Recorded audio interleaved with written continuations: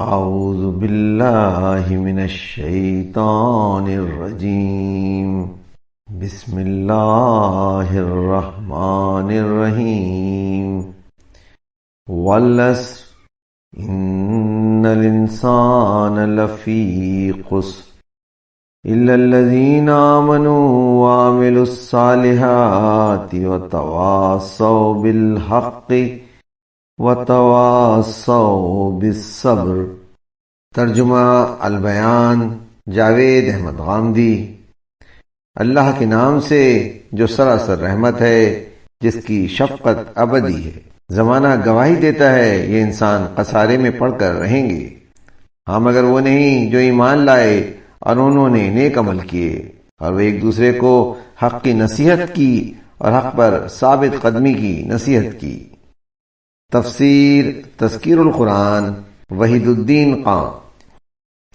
آدمی ہر لمحہ اپنی موت کی طرف جا رہا ہے۔ اس کا مطلب یہ ہے کہ آدمی اگر اپنی مہلتی عمر کو استعمال نہ کرے تو آخر کار اس کے حصے میں جو چیز آئے گی وہ صرف ہلاکت ہے۔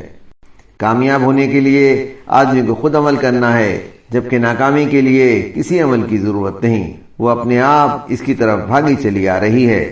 ایک بزرگ نے کہا، سورہ عصر کا مطلب میں نے ایک برف بیچنے والے سے سمجھا جو بازار میں آواز لگا رہا تھا کہ لوگو اس شخص پر رحم کرو جس کا اثاثہ گھل رہا ہے، لوگو اس شخص پر رحم کرو جس کا اثاثہ گھل رہا ہے۔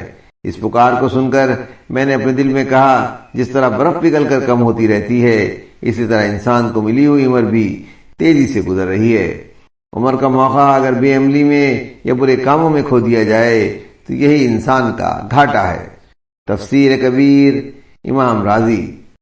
اپنے وقت کو صحیح استعمال کرنے والا وہ ہے جو موجودہ دنیا میں 3 باتوں کا ثبوت دے: ایک ایمان یعنی حقیقت کا شعور اور اس کا اعتراف، دوسرے عمل صالح یعنی وہی کرنا جو کرنا چاہیے اور وہ نہ کرنا جو نہیں کرنا چاہیے، تیسرے حق و صبر کی تلقین یعنی حقیقت کا اتنا گہرا ادراک کہ آدمی اس کا داعی اور مبلغ بن جائے۔